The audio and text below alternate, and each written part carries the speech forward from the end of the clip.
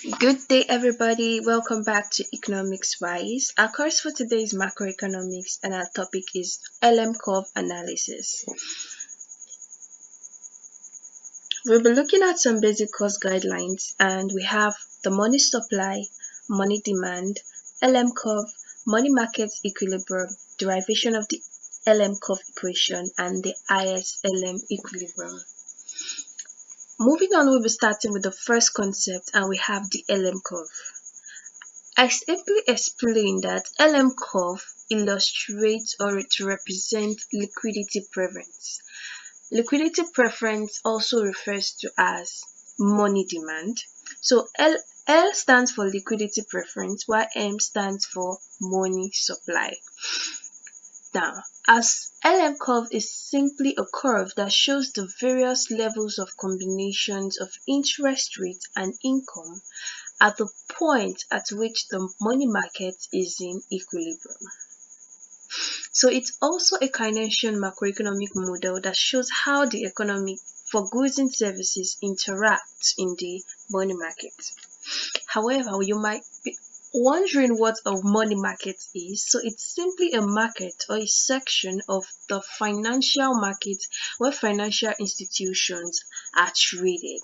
And this financial instruments that are traded could be bonds, securities, and so many more. Moving on, we have to understand what money demand is. And according to what I have here, we say money demand is the desire to hold financial assets in the form of cash, in the form of liquid.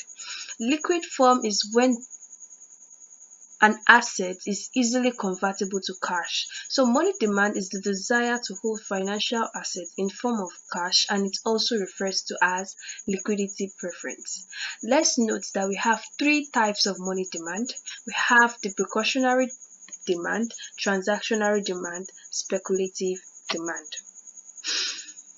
Precautionary demand, these are money held for precautionary purposes for unforeseen circumstances. However, transactionary demand is simply illustrates a form of money demand by which an household holds money for the purpose of carrying out day-to-day transactions. However, this type of money demand is dependent on the level of income. That being said, we're moving to the next type, which is the speculative demand. And it says speculative demand is where a form of demand in which the money is kept for speculative purposes. So this money is kept for speculative purposes, and this can relate to financial assets or holding money. This is when you hold money for speculative purposes like investing or probably investing in securities, bonds, and so many more. However, to hold or to hold this money, we are foregoing, or to invest this money, we are foregoing the interest rate that would have been paid once if we had paid it in the bank.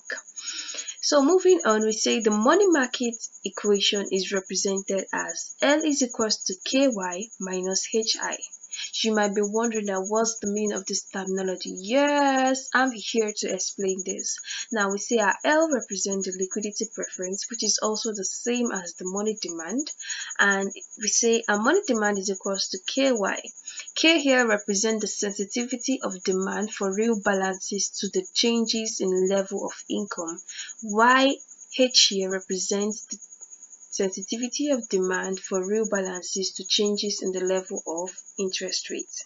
So we have KY, where our Y is the income and our I is the interest rate, minus HI. Our next slide. This simply illustrates money demand curve, and this shows the relationship between the quantity of money and interest rates. And from our curve, we can see that it is downward sloping from left to right. So this shows that with an increase in interest rate, money demand reduces. Money supply.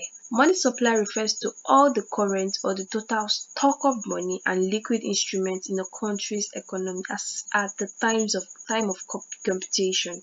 Now this simply illustrates the total money stock or value of money that is available in the economy as at the time of computation, and one of the determinants for money supply in the economy is the foreign reserve policy. The central bank can also regulate money supply in order to implement their monetary policies. However, we say our monetary supply equation is given as M divided by P, where our M is equal to the nominal money supply, which includes inflation, and we have P to be price level. Our next slide simply shows the relationship between interest rate and the quantity of money per period, which illustrate the money supply, and from our curve we can say it is perfectly inelastic. This shows that for any increase or for a decrease or change in the interest rate, the money supply in the economy is usually stagnant. Moving on, we say that we're talking about the money market equilibrium, and we say the money market equilibrium is established at the point where the money demand is equals to the money supply. Now recall that we say our money demand is equals to ky minus hy, and our money supply is equals to m divided by p.